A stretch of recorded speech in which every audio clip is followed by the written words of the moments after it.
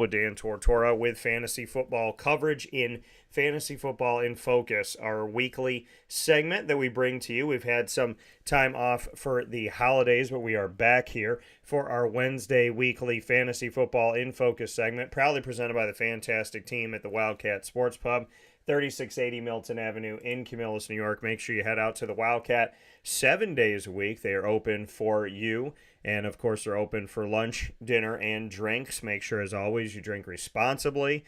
They have a fantastic opportunity for you to reserve their private room, which has an awesome stage. It's the stage that we're on whenever we do our shows at the Wildcat Sports Pub. So you can come and see us over at the stage every single month. And, of course, see the West Genesee Wildcats all throughout the year. We love being on stage at the Wildcat Sports Pub. You can get that private dining area for yourself. We're going to have that private area, that private room with the stage and the screen and everything coming up. We're going to have the opportunity to be there on January 25th for our next GG Cards and Breaks trade night that's going to be into it. As you all know, our fantasy football coverage comes to you here on Wake Up Call with Dan Tortora, starting with the Thursday night games. When there are Thursday night games, we start with Thursday and we come all the way through. So we go from if you're looking at the show saying, all right, where is Dan going to be located? You know, if I'm talking about the Jets at Cleveland, we've just begun and every other game is coming up. If I'm talking about New Orleans at Tampa,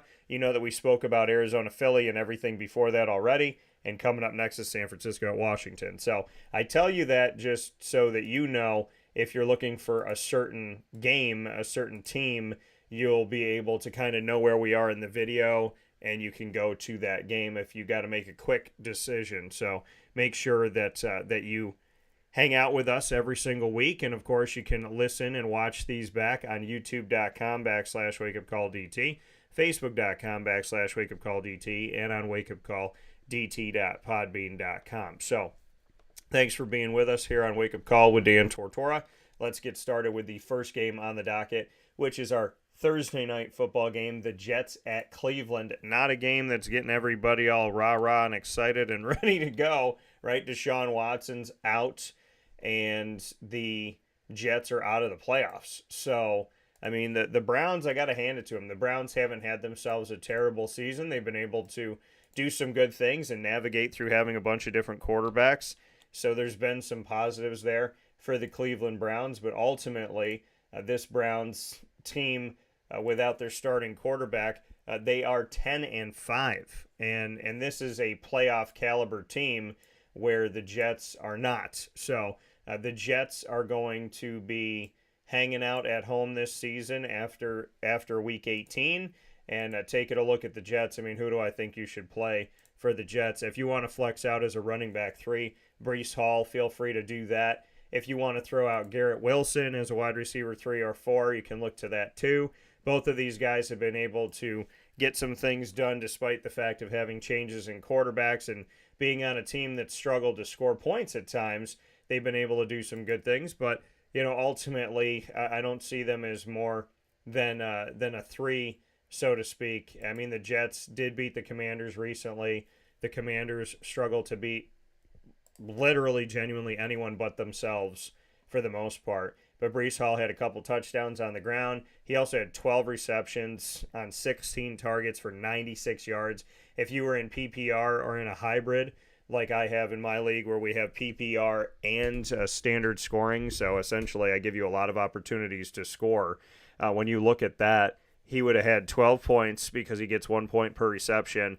Then you get a point for every 10 yards, so you would have had at least 9 points there. So that's 12 points plus 9, that's 21 points. Then he scored twice, and those are 6 apiece, so that's 12. So at bare minimum, so let me put all this together. So if he has 21 and 12, that would have been 33, and then he had 95 yards rushing, and you get a 1 point for every 10 yards rushing as well, so that's at least another 9 points. So Breece Hall this past week against the Commanders would have gotten you, in my league's bare minimum, 42 points. So Breece is worth the play. Garrett Wilson, again, PPR, 9 catches, 15 targets, 76 yards. So I think they're both worth the play for sure. I think Breece Hall is the biggest bright spot. The only reason why I call him a running back 3 is because of this offense kind of, being up and down and around the corner. So if it was up to me, I would definitely put him in a place where I would say safely that you can put. I would put him out there on my team. I just wouldn't want to rely on him as my number 1 or my number 2 guy, but I think you can definitely put him out there and get some points from him. He had a really good week, like I said recently here. So I think Breece Hall and Garrett Wilson are by far your best bets for the New York Jets. On the other side of it, with the Cleveland Browns, looking at the Browns, like I said, the Browns, we're looking at a playoff team, right? We're looking at a team that has a lot of good things going for them. They don't have their starting quarterback. They've proven that they didn't need to have Deshaun Watson. Joe Flacco's been filling in really nicely. I think it's kind of ironic and this story that continues to be told, which is, the Browns became the Ravens, and then the Browns got a new franchise, and people that played for the Browns end up playing for the Ravens, and the Ravens were the Browns, like a Joe Flacco, who was a Baltimore Raven, and now he is a Cleveland Brown. He's been doing pretty well. He's playing up against the Jets defense, so I have him as a low-end 1, high-end 2 at quarterback. Jerome Ford, with everybody else hurt here except for Pierre Strong, I would look for Jerome Ford to be a running back 2 for you this week. Amari Cooper, I have him as a low-end 1, high-end 2 at receiver. Elijah Moore, I've never been sold on, so really it would be Amari Cooper or bust. And David Njoku, I have him as a tight end 1. That's a guy that you could put out there because he's got Joe Flacco. Again, here's Joe Flacco doing good things, continuing to be disrespected and underappreciated and underrepresented, when it comes to the fact that this guy he did a good job in Baltimore. I stood behind him in Baltimore. I believe that they would make the playoffs, and they did right away with Joe Flacco. He got them to a Super Bowl, for goodness sakes. And, you look at all the work that he's done with the Baltimore Ravens, and now to come back and to have an opportunity to be on the field again and look at what he's doing immediately for this Cleveland Browns team. So I do find the value in Amari Cooper, David Njoku, and Jerome Ford. I think David Njoku has built his value up this season, which is great to see because he was one of the guys that you kind of were hoping was going to show up at some point. People draft him over these last few years expecting him to do some things, and he's been rather quiet, but he's also played with a bunch of different quarterbacks. But to see him get to a place where they're utilizing him and we're hearing his name and we're seeing him out there do some good things. It's nice to see for David Njoku because he is talented, and the question in the past was, is he going to stay on this team if they continue to underutilize him, a la Kyle Pitts, right? So, David Njoku seems to be having maybe the best part of his career in the NFL right now, and that's obviously awesome. So I think David Njoku holds some value as well for this fantasy football week between the New York Jets and the Cleveland Browns. The next game that we have up, and feel free to send in your questions. If you have questions for me, you can send them into the show.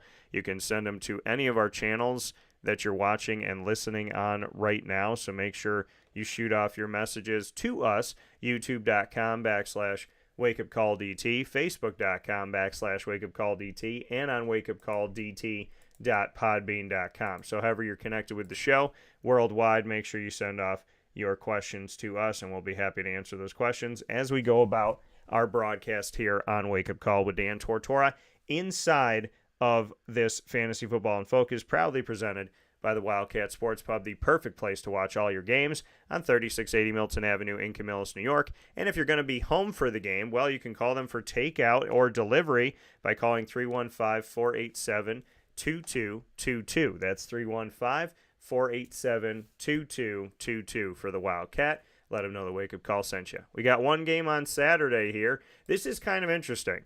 We've had a bunch of Saturday games over these last couple weeks during the holiday season, and now we're going to have another Saturday game, which happens to be against the two teams that always play at home on Thanksgiving, the Detroit Lions and the Dallas Cowboys. Detroit will be playing at Dallas. Dallas has played one heck of a schedule. Dallas has honestly had like the most arguable. I mean, when you look at their schedule, you say, okay, they played the 49ers on the road. They play the Eagles on the road. I mean, they play the Eagles every season. They played them on the road and at home. They played up against the Seahawks at home in Dallas, which was good, better than playing them on the road. They played at the Bills, at the Dolphins. They got the Lions. So they've definitely had to run a gamut here these last few weeks when it comes to the Seahawks, the Eagles again, the Bills, the Dolphins, and now the Lions. If, they're going to be in the playoffs, we know that that's going to happen. They are behind Philadelphia, though, who's now 11-4, and the Cowboys are 10-5. The Cowboys were leading the division. Now they're behind in the division, and they would need some help from Philadelphia here.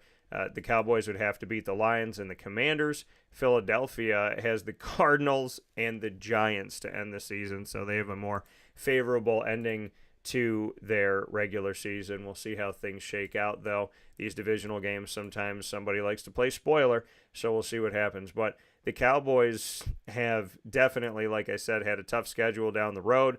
The Detroit Lions, who are 11-4, I think arguably could have a better record. They've lost to the Seahawks at home, which the Cowboys beat the Seahawks at home. They lost to the Ravens, got blown out on the road, lost to the Packers in a close game, lost by a touchdown at home, and lost to the Bears on the road. I always, I say to you all the time, it doesn't matter what the record is. When teams play each other in division, when rivals play each other, you never know what's going to happen because it's a rivalry game, and, those games just seem to be played differently. And the Bears gave them hell when they played the Bears at home, speaking on the Lions, and then when they played in Chicago, the Bears beat them by 15. So, and this is a Bears team that hasn't been that great, but they were good enough to take down their rival Lions. So looking at the rest of the season at the Cowboys and the Vikings for the Detroit Lions. So let's take a look at the fantasy value that comes up in this game. There's a bunch, and it's on both sides for this matchup. So starting with Detroit, as they are the road team, Jared Goff, putting him up against the Cowboys defense, and we know the Cowboys defense can do some good things here. I'm going to go ahead and say that Jared Goff is I'm going to put him as a lower end 1, mid to low range 1 at quarterback this week. I like David Montgomery and Jahmyr Gibbs. They're both worth the play. I'm on Ross St. Brown. I like a sneaky wide receiver 3 for Jamison Williams. I like Sam Laporta as a tight end 1. On the other side, Dak Prescott, I got him as a QB 1. I have him ranked a little bit higher than Jared Goff. Tony Pollard, I have him out there as a running back 1. CeeDee Lamb is a QB or wide receiver 1, pardon me. Jake Ferguson, I have him as a mid-range tight end 1. I do like what he's done over the weeks here. Brandon Cooks, I would say, is a wide receiver 3. I would look at that as a potential wide receiver 3. The problem with Dallas and Detroit is that they both seem to be pretty darn good teams and teams that could vie to win the Super Bowl this year. However, they've had moments where they don't look good. They've had moments where they are not the best. And I've been kind of baffled by how they've played, because it's been wonderful at times, and it's been like, okay, these guys can do it. These guys are going to have an opportunity to go to the playoffs, win a Super Bowl, and then you look at them and you say, wow, that was an awful game. They struggled to score points. We look at the Cowboys against the Miami Dolphins, right? And they were struggling to score again. And then there's other weeks where Dallas has no issues scoring, and then Dallas beats really good teams, and then you turn around and look at Dallas and say, did Dallas literally just lose to the Arizona Cardinals?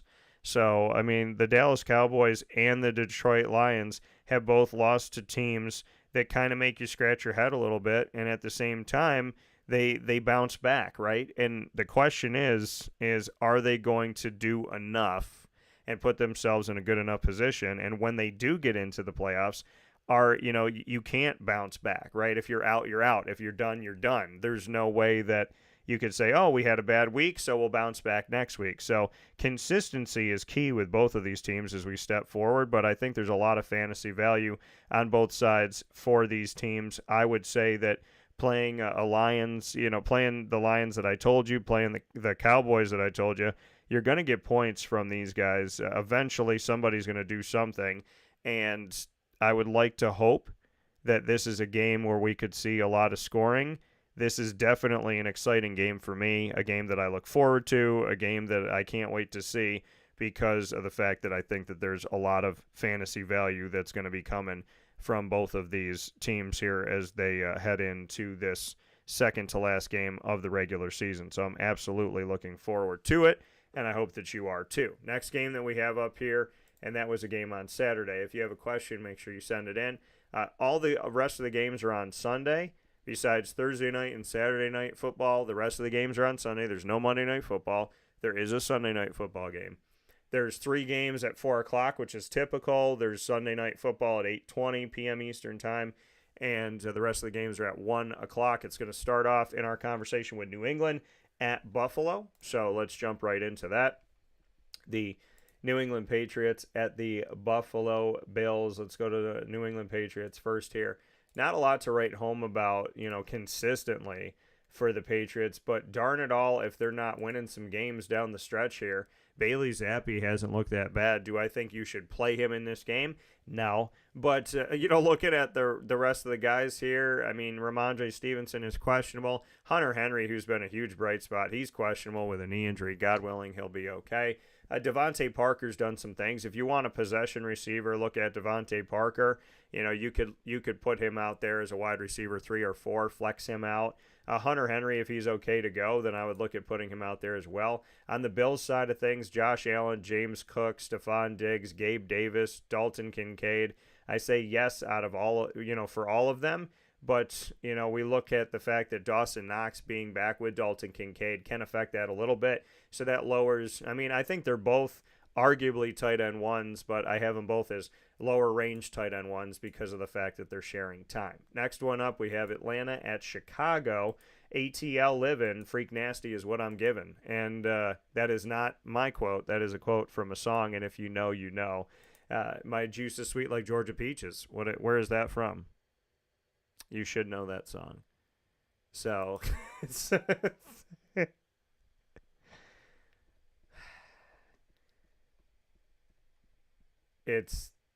yeah.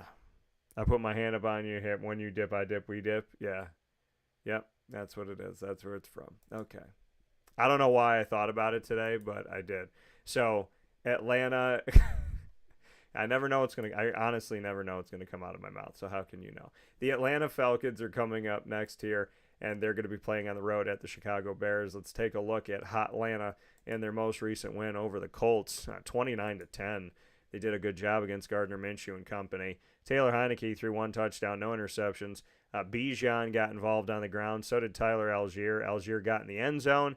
Kyle Pitts got in the end zone. Bijan led the team in receiving yards. So there's a lot of good that comes from here. Taylor Heineke is going to continue to be the quarterback. I got Bijan as a running back. I got him as a low-end 1, high-end 2. I have Tyler Algier as a flex, low-end 2, high-end 3 at running back. Drake London, maybe a wide receiver 3 or 4, a flex out for sure.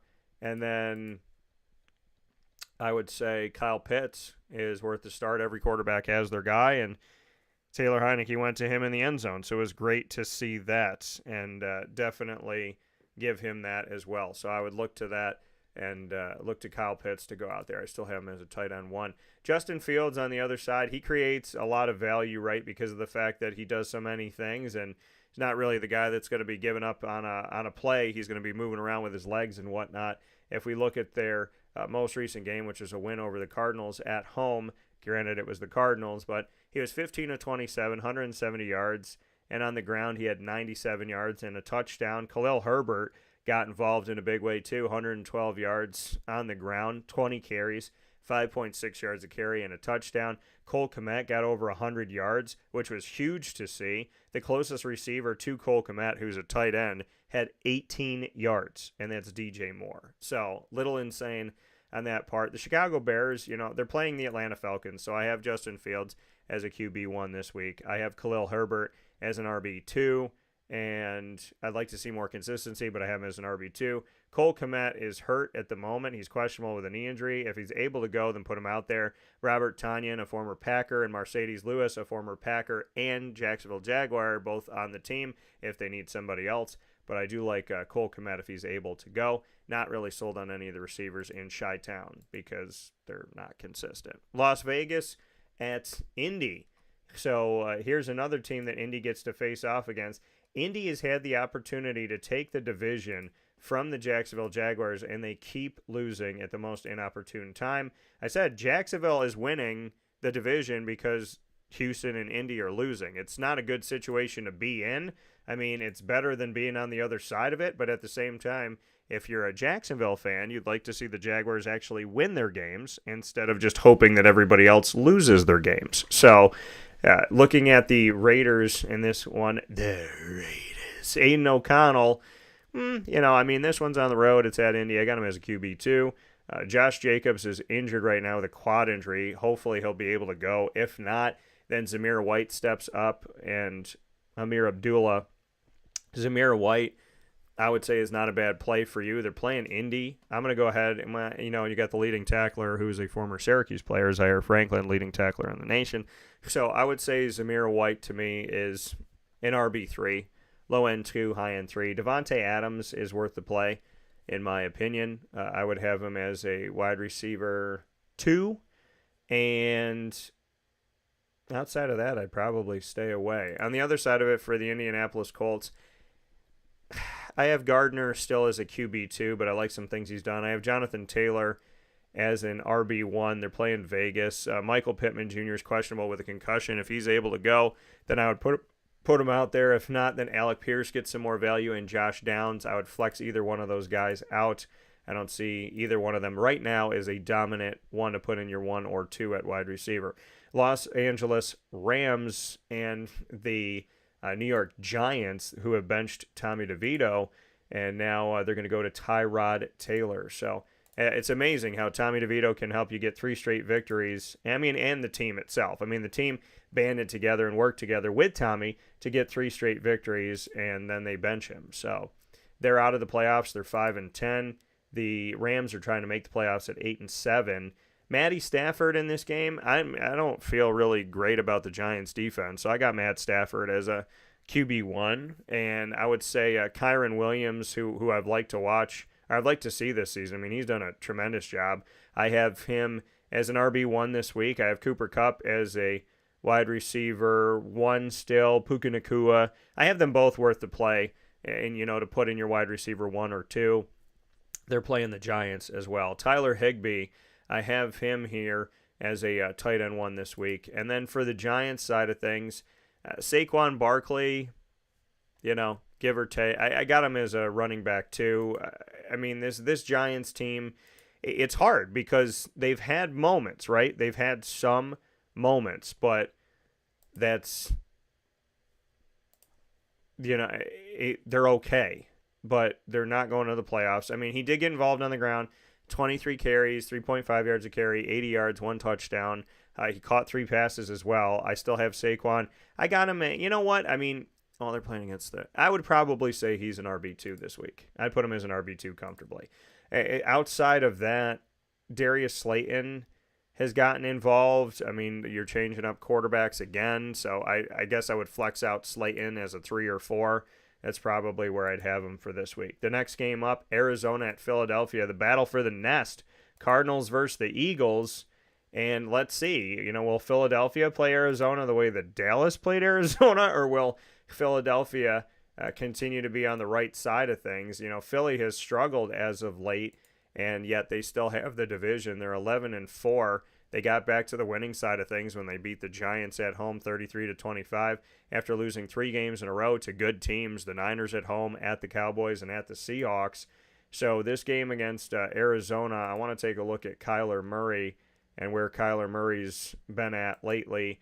Kyler Murray was out for the majority of the beginning of this season. We're happy to see him back and doing well. And most recently here, Kyler Murray had 24-38, 2 touchdowns, no picks, 5 carries for 32 yards, 6.4 yards a carry. I mean, they're playing Philadelphia. I don't feel great about Kyler Murray in this game. James Conner got involved out of the backfield, caught all 5 passes thrown his way, including one for a touchdown. Greg Dortch had a touchdown as well, the tight end. So that's another piece here to take, wide receiver Greg Dortch, 3rd season out of Wake Forest. The tight end Trey McBride also got involved. He had 6 catches on 8 targets, 31 yards there, so some good PPR stuff. The ball did get spread out by Kyler Murray, so that's a good thing to see. I mean, in this game at Philadelphia, I got Kyler Murray as a low-end 1, high-end 2 at quarterback. I have James Conner, who's back here now. I would put him as a running back 2 because of the fact that he gets involved in a lot of different ways and catching the ball out of the backfield and getting involved on the ground, of course. So I'd put him there. Marquise Hollywood Brown is questionable with a heel injury. Hopefully he's okay to go. Outside of that, Greg Dortch, if you have to put in somebody for an injured player, you got to pick somebody up on the waiver wire or free agency. You might want to flex him out as a wide receiver 3 or 4. Michael Wilson, every quarterback has their guy. We didn't see a lot from him. He didn't catch a pass in this last game. 4 targets thrown his way, though. So, I mean, he's another guy you could flex out. Trey McBride, I have him as a tight end 2 this week. On the other side of it, Jalen Hurts. I have Hurts as a 1 and a QB1. I have DeAndre Swift as an RB1. Kenneth Gainwell as flex out running back. A.J. Brown, Devontae Smith, both worth the play. Dallas Goedert's back. He's worth the play as well. He had 7 grabs recently here. So, next one up before we take a step aside, New Orleans at Tampa Bay.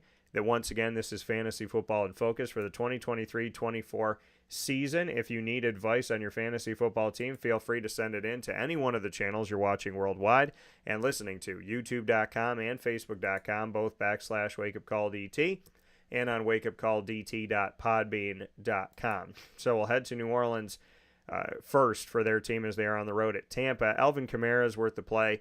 I got him as an RB2. I have Chris Olave out there as well. Juwan Johnson and Taysom Hill. Now, Taysom Hill is the true flex, right? He's the true definition of a flex player in today's fantasy football. Juwan Johnson, though, he's a good tight end. It's just, do they use him enough? Do they go to him enough? Do they trust him enough? I trust him. I like him. But do they use him enough? And they threw 7 balls his way most recently. 4 of them he caught. He got a touchdown. He had 48 yards. So that was good to see. Olave had over 120 yards. Rashid Shaheed had 70 yards and a touchdown, 5 catches, 9 targets. Kamara only had 19 yards on the ground and a just gross performance on the road at the Rams for the rushing attack. So, I mean, for me with New Orleans, Kamara, like I said, I got him as a 2. Olave is worth the play. Rashid Shaheed, I look to him as a wide receiver 3 this week. Juwan Johnson, I do have him as a mid-range 1. I don't think he's a bad tight end 1 to put out there. They are going to Tampa, and Tampa does do some good things defensively. On Tampa's side of it, Baker Mayfield, not a bad play in this one. I got him as a low-end 1, high-end 2 at quarterback. I got Rachaad White as worth the play. Mike Evans and Chris Godwin worth putting out there as well. There's a lot of talent in this game for both of these teams, and let's face it, this is a division. I called it the worst division in football going into the season, and they have not really disappointed with that. I mean, maybe the AFC South can fight with them a little bit on this, but in the NFC South, as we look at these teams right now in the standings, in the NFC South, they have one team with a winning record. Tampa's 8-7. Atlanta and New Orleans are 7-8, and Carolina's 2-13. So, not fantastic. In the AFC South, Jacksonville's 8-7, Indy and Houston are 8-7, and Tennessee's 5-10. So, a bit better there, but teams just barely above 500. So we shall see.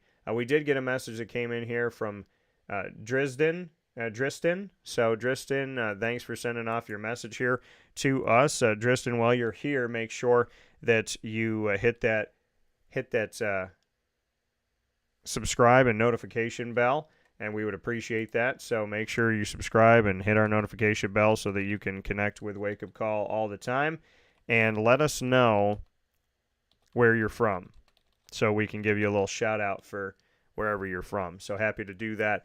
A question that came in here, we have Alvin Kamara, Devin Singletary, Josh Jacobs, Keenan Allen, Gabe Davis, Jamar Chase, Deebo Samuel, Michael Pittman. Who should I sit? Well, you got to let me know how many you can play and how many you can sit. So, Driston, thank you for the question.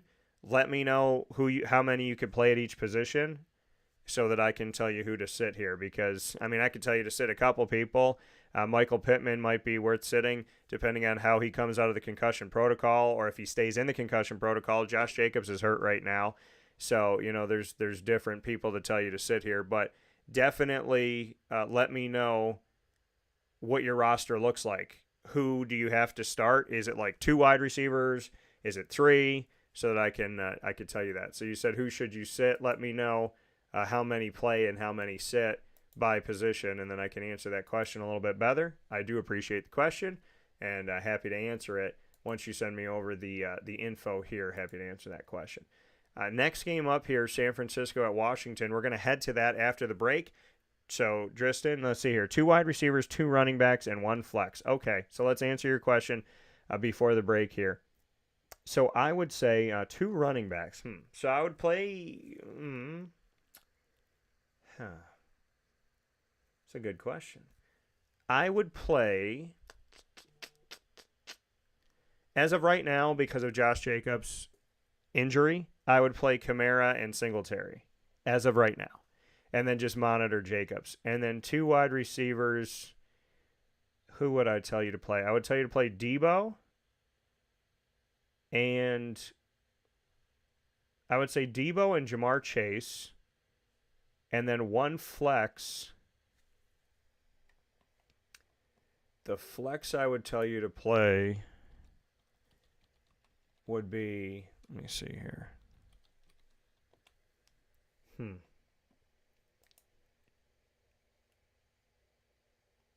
So,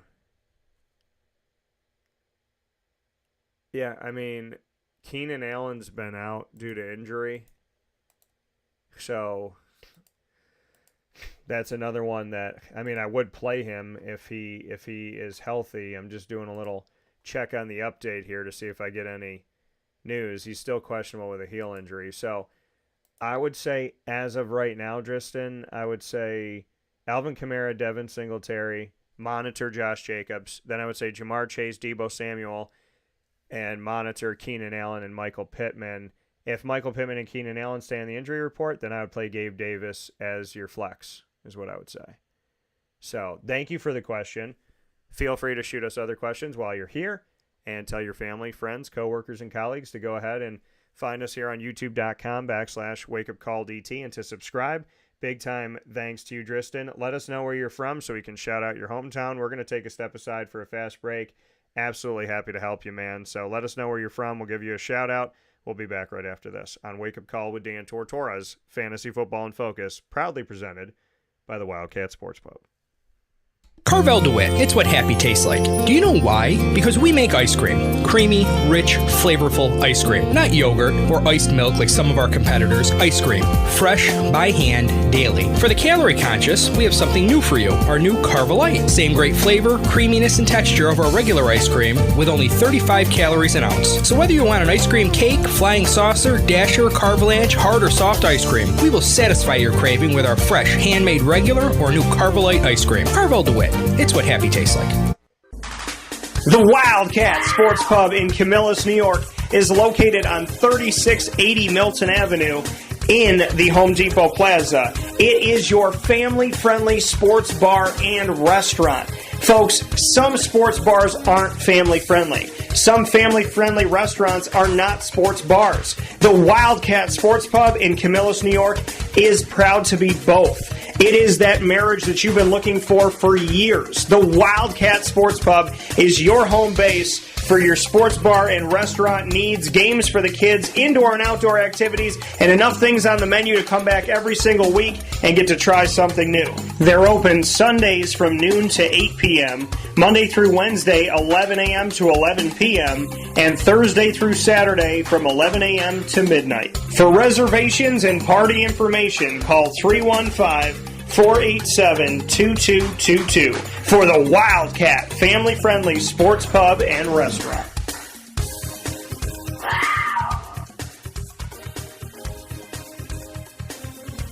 GG Cards and Breaks. Like, comment, subscribe.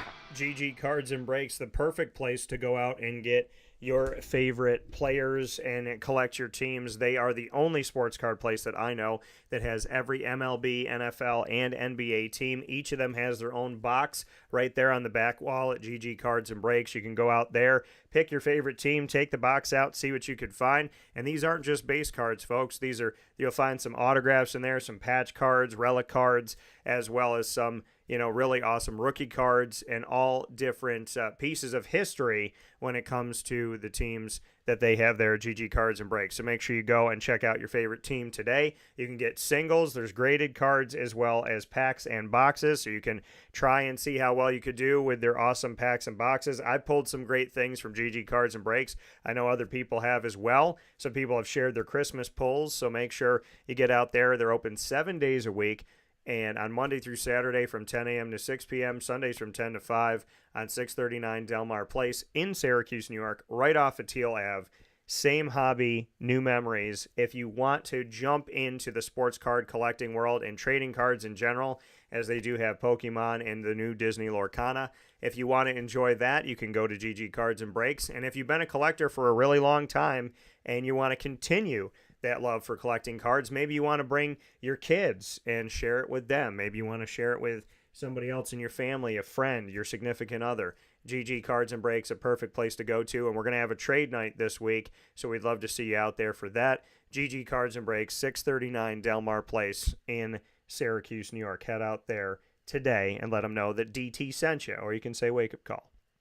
With that being said, here on Wake Up Call with Dan Tortora, I want to give a big shout out to Driston, who has subscribed to us, yet another wonderful subscriber here on our YouTube channel. You could subscribe by going to youtube.com/wakeupcalldt or by going to YouTube and searching at Wake Up Call DT. Driston is from Pittsburgh, Pennsylvania. So a shout out to you, Driston, as well as to your family. A Merry Christmas, a Happy Holidays to you and your loved ones. And a big time shout out to a city that I had a wonderful time in the last time I got to visit. It was really, really an amazing experience. So a big time shout out to Pittsburgh, Pennsylvania, and to I think it's called Brewworks, the really interesting restaurants and bar that they have there in Pittsburgh. So I appreciate the experience and the time. Loved going out to see the Steelers face off against my Jaguars. So shout out to you, Driston, to your family. Merry Christmas, Happy Holidays, and a very happy New Year. And a shout out to Pittsburgh. And I know there's many Pittsburgh fans that are all over the place. So a shout out to all you Pittsburgh fans, wherever you may be and whoever you're cheering for. With that being said, let's continue the conversation here. San Francisco at Washington. Wow, are these teams moving in two totally different directions. San Francisco moving toward being the number one team in the NFC. Washington moving toward the top 3 NFL draft picks in 2024. Brock Purdy is questionable with a neck injury. Hopefully he'll be okay. Sam Darnold's on the team right now, and he took over late in the game. He could play in this game because Washington isn't as big of a threat. So if I'm looking at this and I'm playing chess and not checkers, I could really, see this game of San Francisco saying, let's let Brock sit another week. Let's let him relax, let him get better, get back to as close to 100% as he can get, and let's go ahead and play somebody else, right? We're going to be playing this game against Washington. Might as well put Sam Darnold out there and see what he can do. So, just monitor that, watch it. Christian McCaffrey is still worth the play. So is Deebo Samuel, George Kittle, because whoever plays, typically the backup will go to the running back and to the tight end. Deebo is a jack of all trades, so you got a bunch of talent there. Brandon Ayuk, I'd look to put him out there as a flex, in my opinion, as of right now. I would put him out there in the flex role, taking a look at their loss that they had to the Ravens. 4 interceptions thrown by Brock Purdy. Just an awful, awful night. But Christian McCaffrey had over 100 yards. George Kittle had over 100 yards. Ayuk had over 100 yards. Deebo Samuel. So, I would say play Deebo and play Ayuk. we got to just kind of watch and see how things go with Brock Purdy. But like I said, this is a game where they could sit him and let him rest and get better because he, is on the injury report here. So it's important to get him healthy because you're going for a Super Bowl run. Washington is going for the number 1 pick or the top one, something in the top 3. So Brandon Ayuk, I kind of misspoke there on a 3. I'd put him as a wide receiver safely as a 2 right now, depending on the quarterback situation. But I do think you should put Debo, Brandon Ayuk, George Kittle, Christian McCaffrey. They all have value to go out there because despite a game where they didn't score a ton of points, you got 3 of those 4 guys getting over 100 yards outside of Debo Samuel. So something to be said about that. Even on a not great night scoring in fantasy, they did a really good job. Sam Howell, looking at him, he won't start week 18 going into that. So named week 17 starter Jacoby Brissett's going to be taking over. Terry McLaurin, he still has value. He's proven that he can do it with he can get it done with anybody out there at quarterback. So I would say Terry, you might want to flex Terry out, but I wouldn't be holding my breath on anybody with the Washington Commanders. Next up here, Carolina at Jacksonville, the battle of both teams that came in as new franchises in 1995. And it is the battle of 2 of the last few and number 1 overall picks in the NFL draft. So you have Bryce Young, who is the number 1 overall pick of the 2023 NFL draft. And you have Trevor Lawrence, who is playing here in, you look at Trevor Lawrence and you look at his career in Jacksonville, the former number 1 pick by the Jaguars. Remember when the Jaguars had back-to-back number 1 picks? I do, because I'm a fan, and I remember that day. Well, back in 2021, they drafted Trevor Lawrence number 1 overall. In 2022, they drafted Trayvon Walker, who is a jack of all trades on defense, can play multiple roles. So this is a battle, as long as they're able to go here, this is a battle of 2 of the last 3 number 1 overall picks in the NFL draft, both of them being quarterbacks, Carolina's Bryce Young and Trevor Lawrence of the Jacksonville Jaguars. So if he is able to play in this game. Carolina, Bryce Young, not feeling great about it. He did have a career best recently here in a loss, and based on how Jacksonville's defense has been playing, I wouldn't put it past him to have a pretty good day, since a lot of people have been having some pretty good days against Jacksonville, which has been really unfortunate for the Jaguars, who are trying to not only make the playoffs, but to look good as they step forward here. 33-30, Carolina lost at home to Green Bay, but not without giving them a heck of a lot of work a heck of a lot of work here on the field to make Green Bay earn the win on the road. Bryce Young, 23 of 36, 2 touchdowns, no interceptions in the game.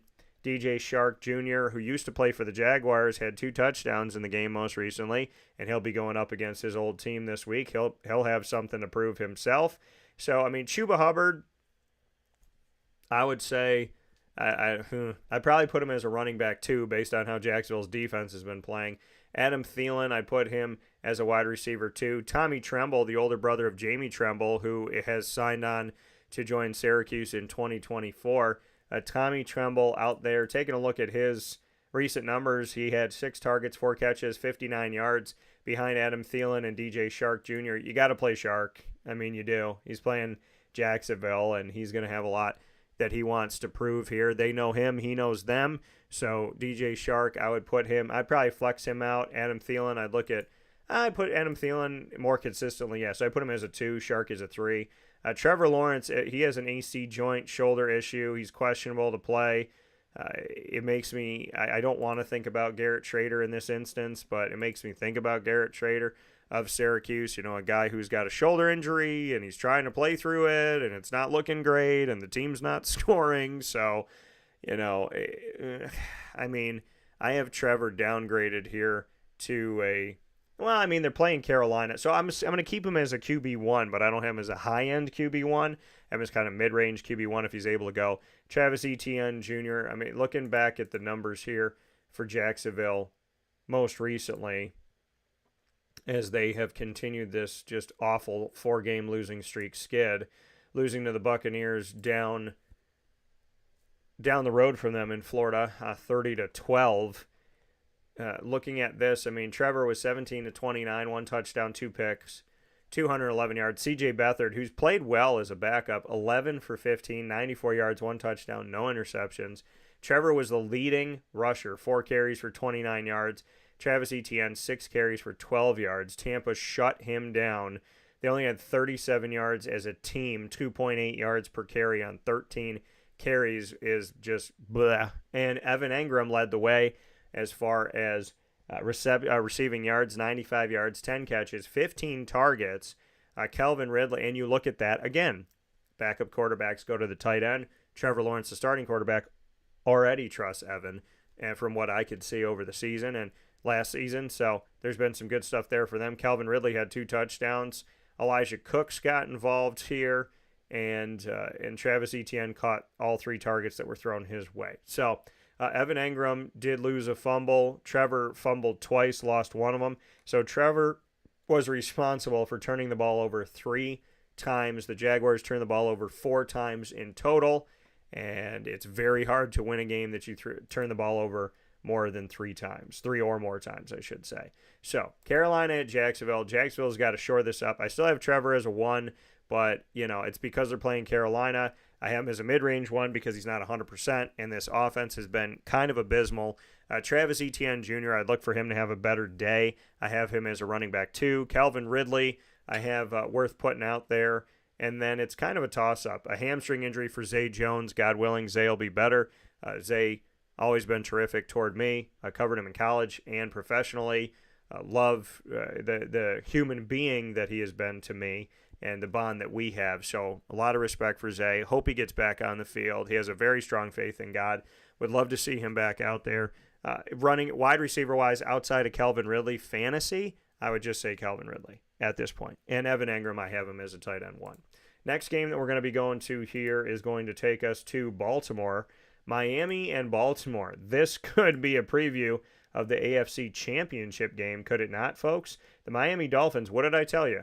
At the preseason, I said I'm picking the Bills to win the division. However, if Miami, and the reason why I didn't want to outright pick Miami, because I'm a little shaky about the Bills going into the season, and I'm still there, but Miami, to me, is Tua going to be healthy? And when you're doing a preseason prediction and you have 17 games to play, and Tua's gone through different stuff over his career in college and professionally, it was hard for me to just outright say Miami. But I did say, if he stays healthy, I can see Miami winning this division. Don't be surprised.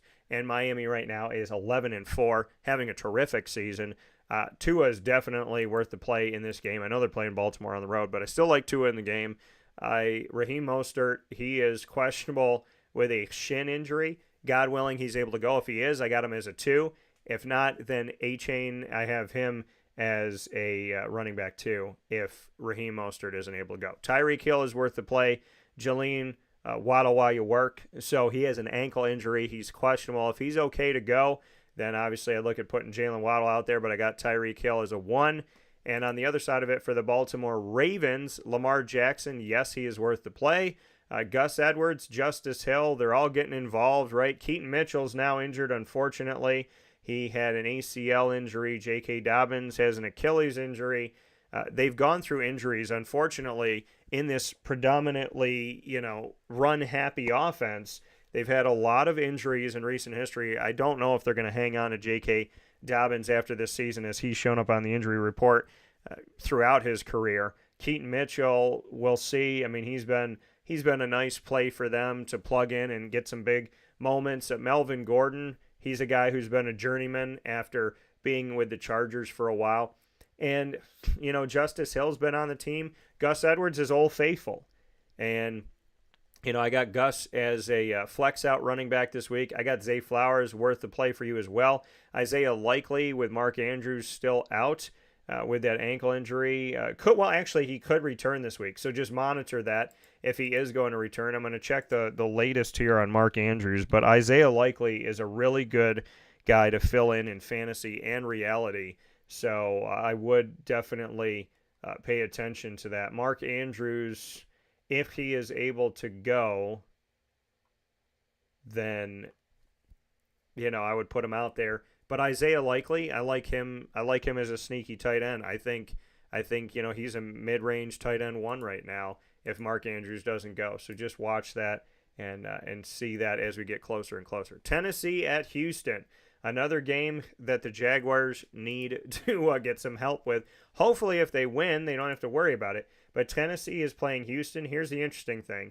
Tennessee Titans are the former Houston Oilers, and the Houston Texans are a new franchise, kind of like the Cleveland Browns became the Baltimore Ravens, and then Cleveland Browns came back. So, it's like the original franchise is not the same. The Houston Oilers didn't become the Houston Texans, and the Cleveland Browns didn't stay the Cleveland Browns. They became the Baltimore Ravens. So just kind of some interesting history here as Tennessee and Houston will face off against each other. So the old Houston Oilers will face the Houston Texans, which are the most recent team that was added to the NFL back in 2002.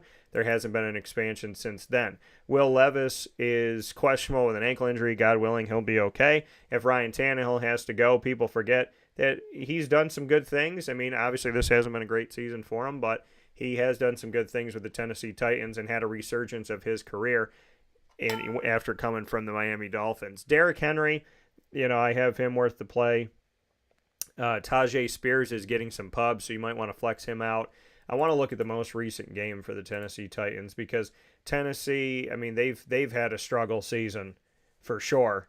And so, looking at the Tennessee Titans, and C.J. Beathard might end up playing in this game. I'm looking at some stuff here within division for the AFC South, keeping with some of the Jacksonville stuff. So just continue to monitor that. Tennessee gave Seattle all they could, right? 20-17, gave them a lot, I should say, as the Seahawks won on the road 20-17. But, Tannehill was 18-26. 152 yards. Derrick Henry threw a touchdown pass. That was pretty cool. He also ran in a touchdown. 19 carries, 88 yards, 4.6 yards a carry. He also caught a pass, the only one that was thrown his way. So there's something to be said about that. DeAndre Hopkins, he's been up and down. He's playing Houston. So really, Derrick Henry is where I would go. Tajay Spears is what I would flex out. And then Okonkwo as their tight end. He's been first touchdown of the season, so I still have him as a tight end too. He got some work in, though, in this game. He had 6 catches, caught all 6 targets, 63 yards up against Seattle. So, I would say, Okonkwo, you could potentially sneak him out there, but I have him, let's say, a low-end 1 at tight end. I'd still put him as a low-end 1, high-end 2, I guess is where I would put him here. He's playing Tennessee, and it's not the worst bet you could have at tight end. I mean, if we look back, it was his first touchdown of the season, so that's something that I look to. If we look at his game log, he has 63. I'm going to go from most recent backward. 63, 36, 46, 62, 45, 6, 27, 28, 23. So he's had his best games in the last 5 games, and he's caught at least 3 balls in all those games. Most recently, 6, 3, 5, 3, 4. Not bad. So I would say, he's a mid-range tight end 1 right now. Houston, C.J. Stroud is questionable with a concussion. God willing, he'll be able to come back. Devin Singletary, if we go back and look at the Houston Texans here in their most recent game, which was a loss to the Browns at home in Houston, 36-22. Looking back at this game, Devin Singletary, 44 yards on the ground. Dameon Pierce had 6 yards on the ground. Not great. Singletary caught all 3 balls thrown his way, though. I still like Singletary. They are playing Tennessee. Tennessee has some good defensive moments. I'd have Singletary maybe as a running back 2 in this one. He has had some moments this year. So Dameon Pierce scored on special teams. So I'd say Singletary probably safely as a 3, maybe as a low-end 2. Nico Collins and Noah Brown, let's take a look at this. Noah Brown, he had 7 targets, caught 3. Dalton Schultz got really involved recently here. 11 targets, caught 8, 61 yards. Those passes came from Mills and Keenum. Both got involved in this game. Nico Collins caught 4 of the 6 thrown his way. Nico, I would flex out as a 3 or 4 wide receiver. Dalton Schultz, I'd put him as a high to mid-range tight end 1. I would say that, Actually, I want to take a look at something with Dalton Schultz. I don't know why Dallas let him go. I really don't. That's my first thought on this. But yeah, I mean, his yardage has been good. 130, 71, 32, 2 was not great. 58 and 61 most recently. He's had 2 other games at least 60 yards. So yeah, I would put Dalton Schultz as a tight end 1. I'd put him, and he's not one of the top 5, but that I'd probably say mid-range. I don't totally dislike the matchup that he has this week, so I could say that could be a good thing for him. So we could take a look at that. And with that being said, we're going to take a step aside for a fast break. We'll hit our last 4 games when we come back here on Wake Up Call with Dan Tortora's Fantasy Football in Focus for NFL Week 17 of the 2023-24 season, proudly brought to you by the Wildcat Sports Pub, 3680 Milton Avenue in Camillus, New York. Head out to the Wildcat 7 days a week, and for takeout and delivery from the Wildcat, call 315-487-2222. That's 315-487-2222.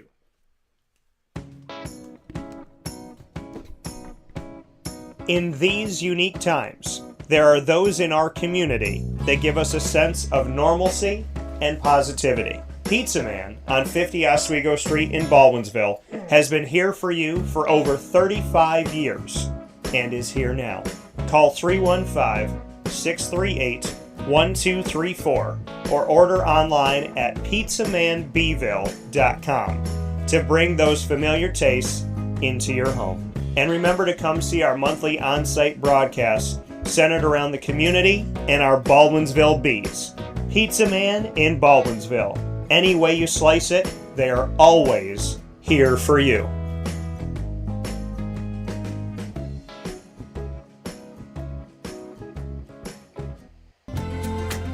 Looking for your next ride? Look no further than Great Lakes Honda City, located on 7140 Henry Clay Boulevard in Liverpool, New York. Serving our community for decades, their new and pre-owned vast array of vehicles are available to you Monday through Saturday on site.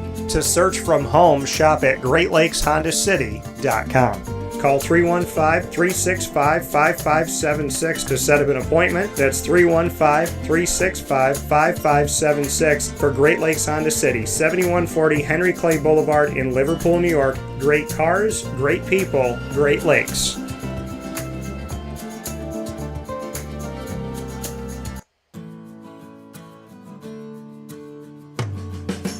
Our corporate purpose at Chick-fil-A is to glorify God by being faithful stewards of all that's entrusted to us and to positively influence all those who come in contact with Chick-fil-A. And what became increasingly clear from our success in Cicero is that people love Chick-fil-A. And also I think we recognized that we had a great opportunity to grow the brand and grow our platform. I felt incredibly grateful when I was selected to be a Chick-fil-A operator. I think what it's meant for me, what I've come to realize on a very deep level is that this is a calling for me. It's not a career. It's not a job. The Lord called me to be a Chick-fil-A operator and to use these restaurants to glorify Him and to positively influence other people. I'm blessed. I'm very blessed. Head to Chick-fil-A Clay on 3974 State Route 31 in Liverpool, New York. Welcome back here to Wake Up Call with Dan Tortora, where sports truly meets that thing called life. Appreciate you being here every single Monday through Friday from 9 a.m. to 11 a.m. Eastern Time. And we are always happy to be here with you and happy to have all of our incredible partners. Big time shout out to my brother, Mr. Jimmer Sikowski, part of my family in such a huge way, and I love him dearly. Please continue to pray for him and his family, and I appreciate all those prayers as always. I know they do too. Getting back into our matchups here, Pittsburgh at Seattle. Here's an interesting matchup. Pitt has not been a fun team to watch in Pittsburgh this year. They have just not been fun at all to watch in Pittsburgh. Take a look at this. So they lost to the Texans at home. They lost to the Browns at home. They lost to the Colts at home. And I'm trying to see some of the stuff here. Oh, pardon me, that was on the road. I definitely did that wrong. They lost to the 49ers. I was looking at it backwards. They lost to the 49ers at home. They beat the Browns, okay? Then they beat the Ravens at home, which was huge. They lost to the Jaguars at home. Then they beat the Titans at home. They beat the Packers. They lost to the Cardinals at home. They lost to the Patriots at home. They just, though, beat the Bengals at home 34-11. The Pittsburgh Steelers are 8-7, right? They're still alive, and that's been huge. Now Baltimore's 12-3, and Cleveland is 10-5. So, there's definitely something to be said about that. And Cleveland, again, an incredible story with Cleveland. An incredible story with Cleveland. Because the Cleveland Browns are just winning. Playing a bunch of different quarterbacks, trying to figure things out as they go, but they've been doing a tremendous job at doing it. And I think that they're one of the stories that really needs to be highlighted and spoken about, and I'm happy to do it here on the show. The Cleveland Browns are one of the best stories of the NFL this season. Well, everybody, we hear people talk about San Francisco and Philadelphia and Dallas and Detroit and, how's Jacksonville doing and will they be able to do this and Baltimore this and Pittsburgh. The Cleveland Browns have been a team that I think has still somewhat flown under the radar, and they've done a tremendous job. They're 10-5, folks. They're 10-5. I mean, this is a team that's got double-digit victories, playing without their starting quarterback at times this season, and Joe Flacco coming in, right? You talk about Justin Pugh, talk about straight off the couch. I mean, look at Joe Flacco and coming in and playing the way that he's played. The Cleveland's in the playoffs right now. They're the number 5 seed in the playoffs right now. They're the top wild card team of 3 wild card AFC teams. If it started today, they are in. They're in over Buffalo. They're in over Indy. They're in over Houston, Pitt, Cincinnati, Vegas, Denver. Everybody else is eliminated after that. The Jets are eliminated. 6-9, though. Better record than I think people thought they were going to have when Aaron Rodgers went down 5 seconds into the season. Tennessee Titans are out. They've had a very poor season. The Chargers have had a terrible season, and the Patriots got worse. A couple of years removed from Tom Brady. So Seattle on the other side of things here. Seattle's in the playoffs if it started today. They're the number 7 seed, the 7th and final seed in the NFC. They're ahead of Minnesota. They're ahead of Atlanta. They're ahead of Green Bay, New Orleans. All these teams are alive. Now, keep in mind, Seattle is 8-7. The Chargers are 8-7. They win the tiebreaker over Seattle based on head-to-head win percentage. So the Rams, or I might have said the Chargers. The Rams are 8-7. They have the tiebreaker head-to-head over Seattle in win percentage. So they're 8-7. Seattle's 8-7. And then very close to them, Minnesota, Atlanta, Green Bay, New Orleans are all 7-8. And Chicago, believe it or not, is still in the playoff hunt at 6-9. Still in the hunt.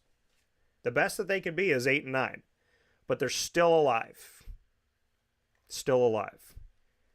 Seattle's in it if it started today. Pittsburgh is number 9. So Pittsburgh is 2 out of the playoffs. Imagine if the AFC North got 3 teams in the playoffs, and one of those is Cleveland. Crazy. So ankle injury to Kenny Pickett might mean that we're going to see Mason Rudolph again. So Najee Harris, I want to look at the most recent Pittsburgh Steeler game here. The win 34-11 at home over the Cincinnati Bengals. Winning that game at home, like I said, Pittsburgh hasn't looked very pretty at home this season. It hasn't been home sweet home. It's been home kind of up and down home, kind of subpar home, kind of seesaw home type of season for the Pittsburgh Steelers. But when we look at how they've done most recently here, Rudolph was 17-27. And I love saying that because it's Christmas time. So Rudolph, 17-27, 2 touchdowns, no interceptions, 290 yards. Najee had a touchdown on the ground, 19 carries, 78 yards, 4.1 yards per carry. Calvin Austin had a rushing touchdown for 7 yards, the wide receiver. Kevin Austin, the third that I covered at Memphis. George Pickens, look at him. 2 touchdowns with Mason Rudolph on 4 catches, 195 yards. Man was cooking in this game, and every quarterback's got their guy. Well, George Pickens seems to be the guy of both quarterbacks, Mason Rudolph and Kenny Pickett. So in this game, Najee Harris, I have him as a running back 2. They're at Seattle. I have George Pickens as a wide receiver 2. I have Deontay Johnson behind him It's probably a wide receiver 3. Allen Robinson I would have as a low end 2, high end 3 above Deontay, but I have George Pickens as somebody you should put out there. And then Pat Fryermuth, I love the Muth. Muth, hopefully we'll see some action for Muth. He goes up and down and around the corner, so I have him as a tight end too. Geno Smith, let's look at Geno. And Geno, as of recently here, now remember Drew Lock was out there for a bit here, and then Geno got the victory 20-17 on the road against Tennessee. 25 of 36, 2 touchdowns, no picks, 227 yards. And not too shabby, right? Tyler Lockett had 81 yards. Jackson Smith and Jigba had 61. DK had 56 and a touchdown. Colby Parkinson had a touchdown as well in this game, the tight end.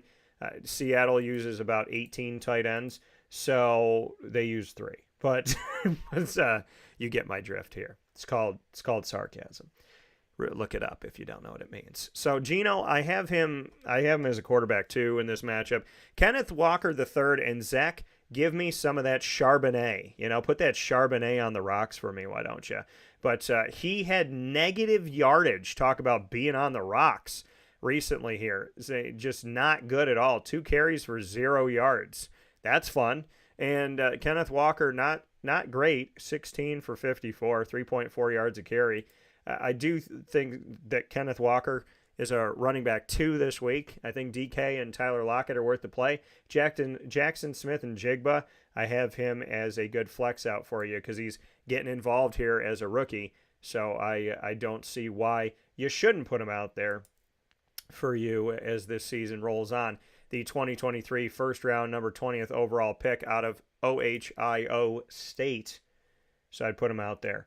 And Alex said to me, I'm in the fantasy championship. Choose one quarterback I should start this week. Flacco, Love, Browning, or Stroud?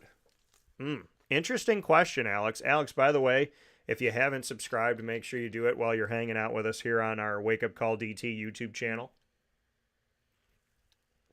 So make sure you do that. And let us know where you hail from, Alex. So would love to know where you're from. I just had like a gong go off here in the studio by total accident. That's what happens when you hit your ring against things. So make sure to subscribe. I could have been like I did it on purpose because it was perfectly timed. I was like, Alex, let us know where you came from. Gong.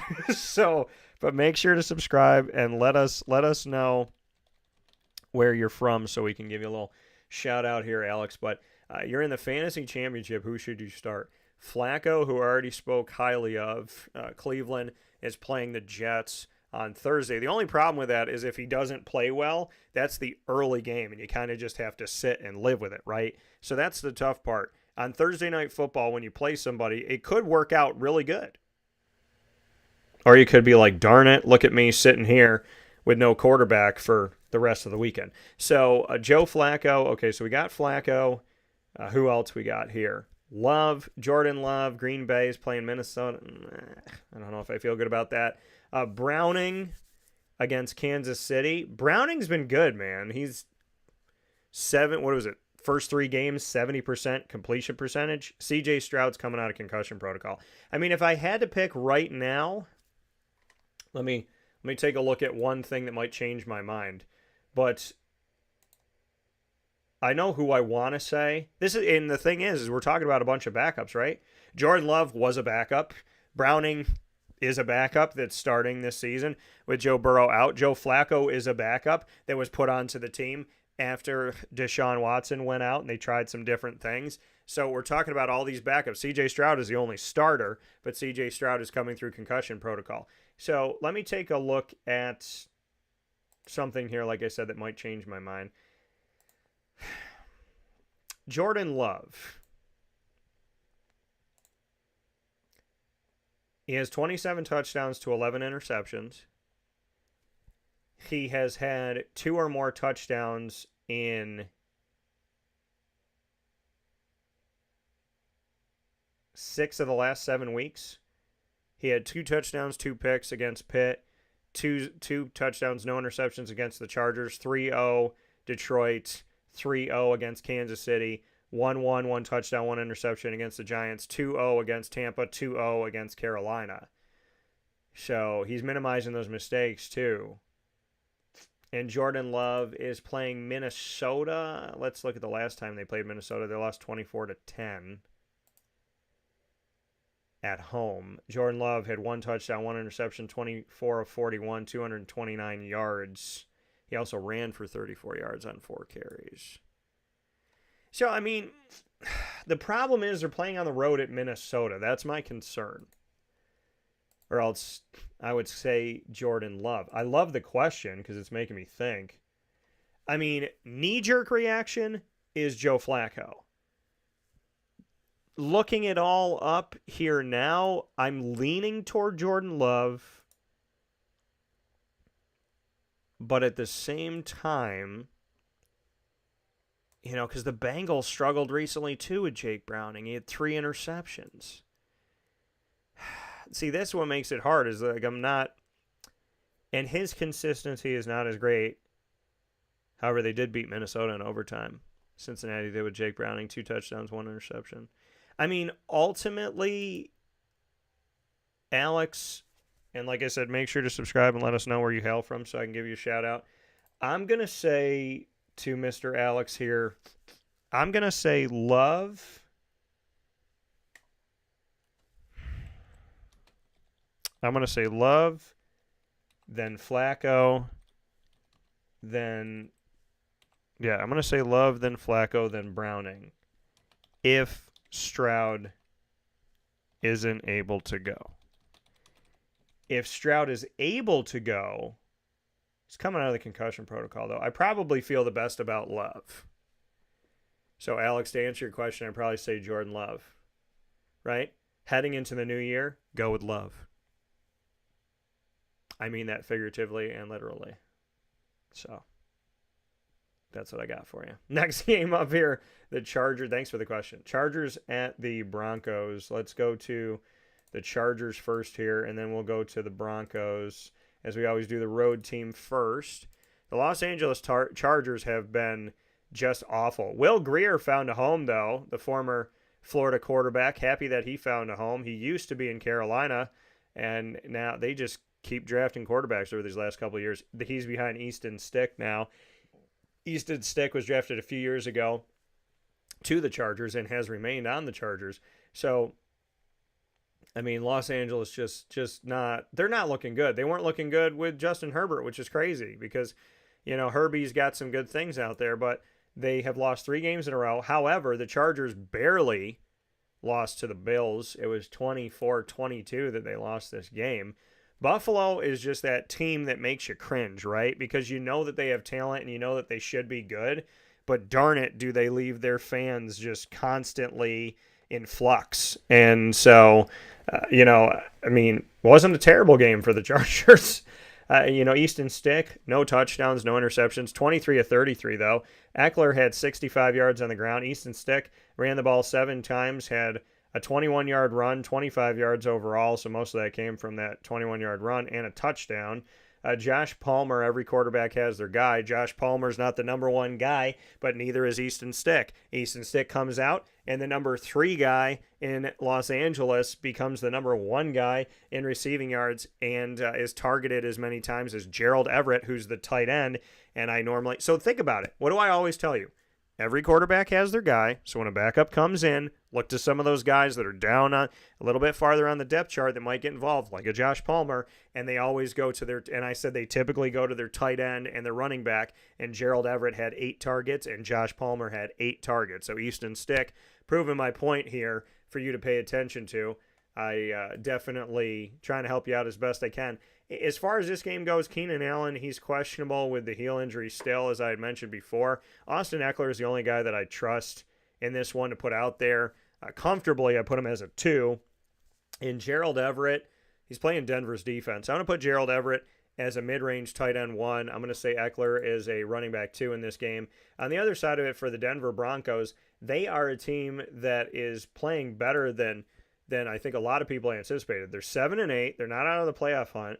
They have won 2 of their last 5 games. They did lose 2 in a row. They just lost to the Patriots, which was a bad loss, 26-23. Came down to a last-second field goal. Russ the Bus, 25 of 37, 238 yards, but the bus pulled in a little bit premature to the station. 2 touchdowns, no interceptions, but no victory here.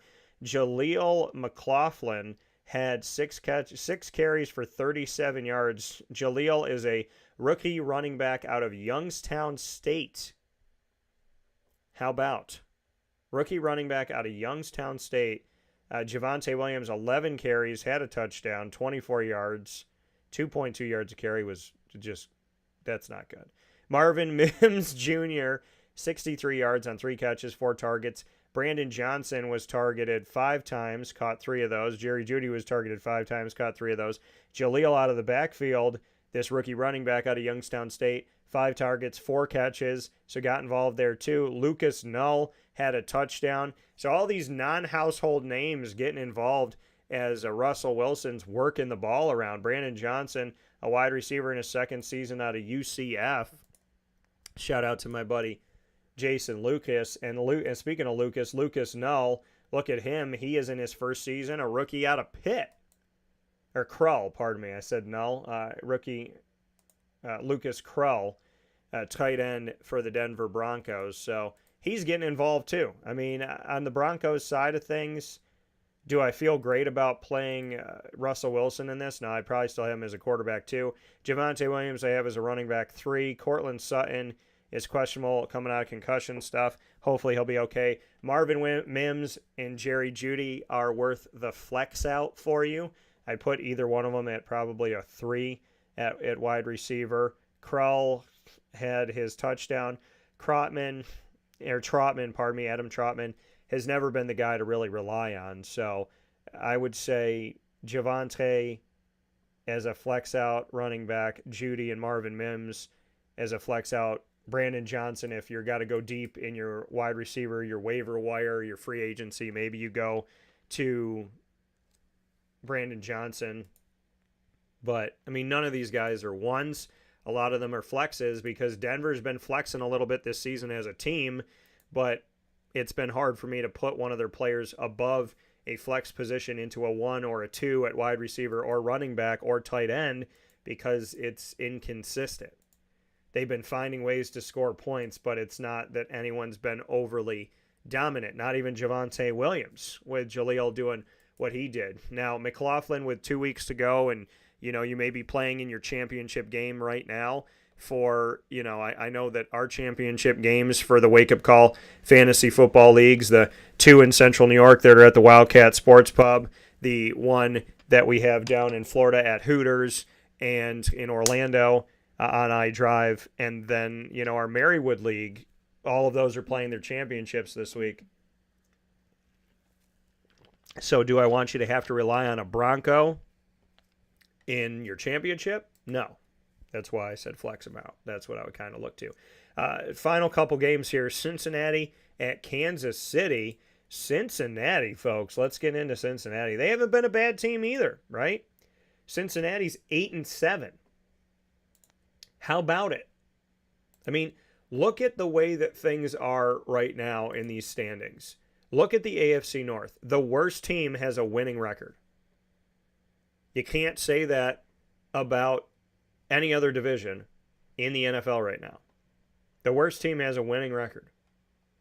The AFC North, Baltimore's in the playoffs at 12-3. Cleveland's in the playoffs if it started today at 10-5. Pitt and Cincinnati are fighting for playoff spots at 8-7.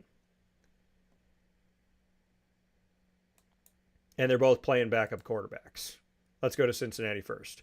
Jake Browning. He's playing up against Kansas City. Well, I mean, Jake is not a bad quarterback to play. And Kansas City's defense is the thing that they had to lean on because they've struggled to score points this season, but their defense hasn't been that great. Kansas City has been rolling their way down here. If Jacksonville had continued to win, Kansas City would be 4th in the AFC right now. And Kansas City is being aided by the fact that not everybody's winning. However, hold up, wait up. You know, Vegas Raiders and the Denver Broncos are both 7-8.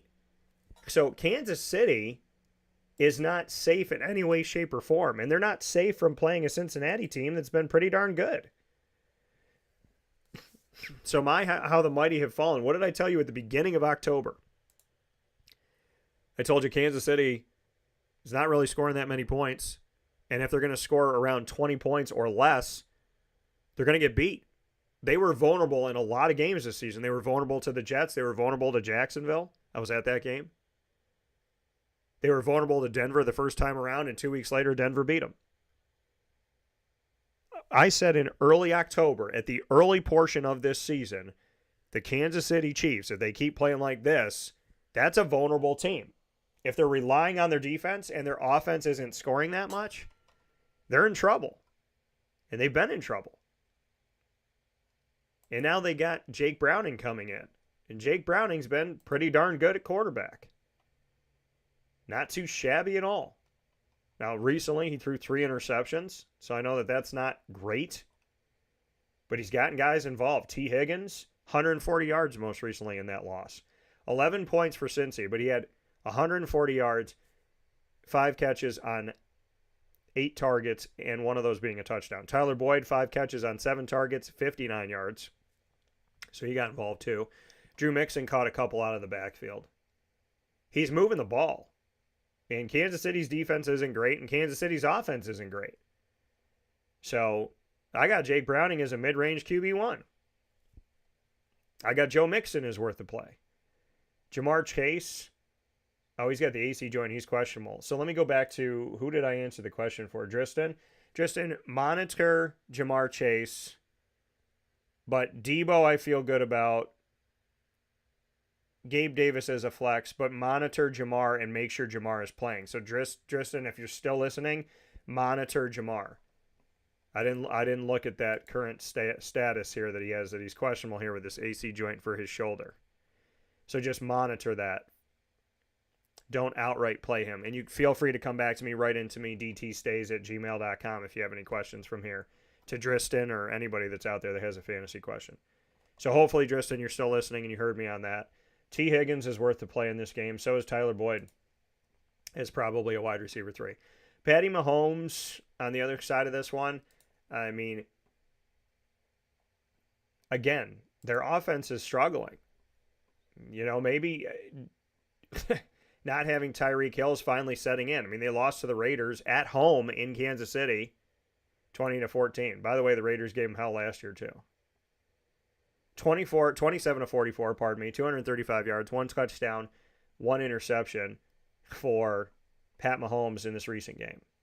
He was the leading rusher, 53 yards on 10 carries. Isaiah Pacheco had a touchdown, 11 carries, 26 yards, 2.4 yards a carry. Clyde Edwards-Helaire had 4 carries for 6 yards, which was gross. But he caught the ball, all 3 targets thrown his way for 42 yards. That was good.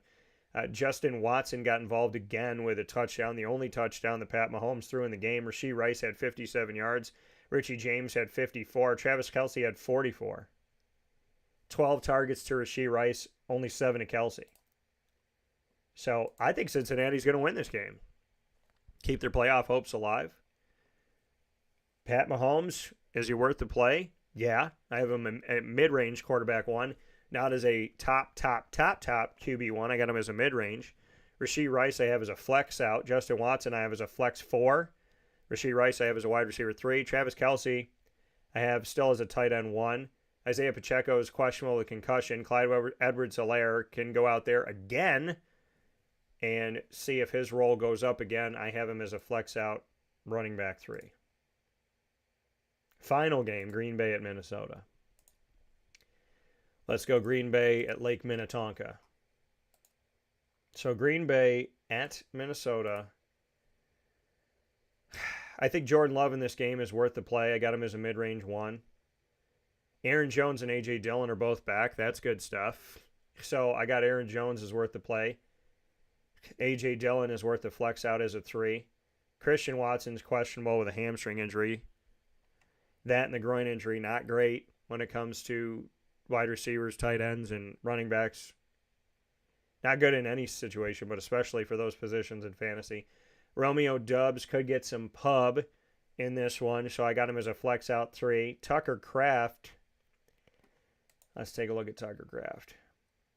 So Tucker Kraft most recently here in the win over the Panthers. Tucker Kraft had 4 catches on 6 targets, 60 yards. Not bad. Romeo Doubs, 4 catches on 5 targets, 79 yards, and a touchdown. So, Bo Melton, love that name. Wide receiver, Bo, first season out of Rutgers. He was first season with the team, I guess. Oh, no, he's had 1 season of experience. Pardon me. This is his 2nd season. He was a 7th-round pick, 229 overall by Seattle in 2022 out of Rutgers. 4 catches, 6 targets, 44 yards. Not bad. Dontavian Wicks, who I have his rookie card, he had a touchdown. 2 catches, 1 of them was for a touchdown. 29 yards from Jordan Love. So I would say Tucker Kraft in this game. I got him as a tight end 1. I got Doubs as a wide receiver 3. I got Jones as a 1 at running back. Dillon as a 3. Jordan Love as a mid-range 1. On the other side of it, Nick Mullins is out here doing his thing. Ty Chandler, I don't feel good about any of these guys. I like Justin Jefferson, obviously, but I don't like the situation that he's in right now. Minnesota recently lost to the Lions 30-24. Nick Mullins was 22 at 36, 411 yards, 2 touchdowns, but 4 interceptions in the game. Ty Chandler had 17 yards on 8 carries. Let me try this again. He had 8 carries for 17 yards and a touchdown. Justin Jefferson had 141 yards with Nick Mullins and a touchdown. KJ Osborne out of Miami, played at the University of Buffalo before that. He's been on the show. 95 yards. 5 catches, 7 targets, 1 touchdown. By the way, Justin Jefferson was targeted 10 times, caught 6 for 141. TJ Hawkinson caught 4 of the 4 thrown his way for 58 yards. So Nick Mullins still going to the dominant players here, and KJ Osborne getting some publicity here, getting some time as the ankle injury to Jordan Addison. So hopefully Jordan will be okay, God willing. Jordan's also been on the show. But I like Justin Jefferson as a wide receiver 1, and KJ Osborne is a potential flex out. That's really all I see in Green Bay. So, with that being said, that's your fantasy football advice for Fantasy Football in Focus. NFL Week 17, 2023-24 season. Proudly presented by the Wildcat Sports Pub, 3680 Milton Avenue in Camillus, New York.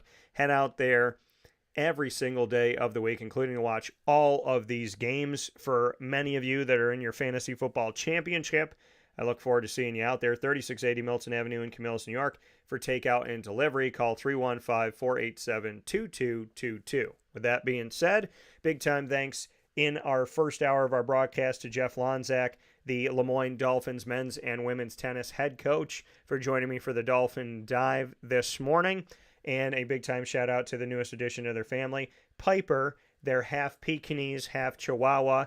That's only a pound right now, could be 7 to 9 pounds, and they're little black pup. And a big time shout out to Piper. Welcome to the family. Merry Christmas and Happy New Year to Piper and to the fam. Caleb Okechukwu joining me on the show with nothing off the table. Great conversation with the Syracuse Orange defensive end who's now entering the 2024 NFL Draft after looking at the opportunity of potentially coming back to Syracuse.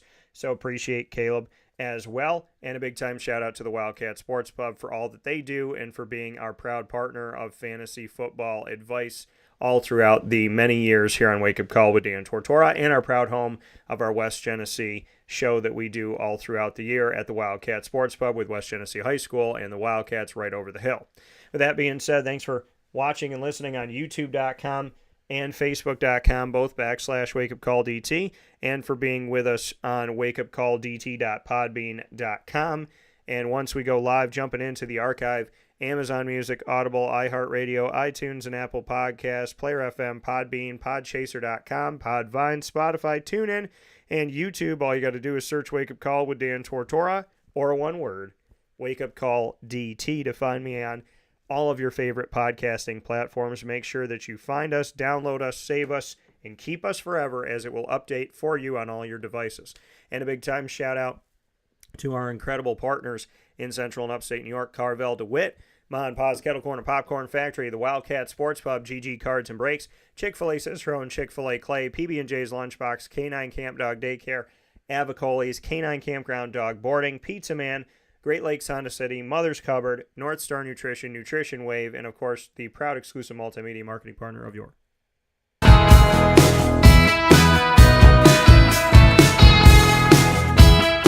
Lemoyne College Dolphins. It's Fins Up every single month on Wake Up Call. AD and DT coming to you the first and third Wednesday of each month.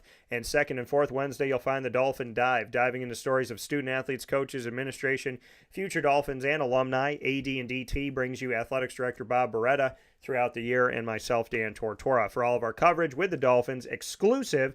If it comes through Lemoyne, it comes through Wake Up Call first and through Dan Tortora Broadcast Media. You can find all of our coverage on our YouTube channel by subscribing to youtube.com/wakeupcalldt. Hit the notification bell and check out our Lemoyne playlist on our YouTube channel. And, of course, you can find them on the Exclusive Partners tab on wakeupcalldt.com. For more information, go to LeMoyneDolphins.com. Support them in the fields, courts, and pools of life. And as always, Fins Up.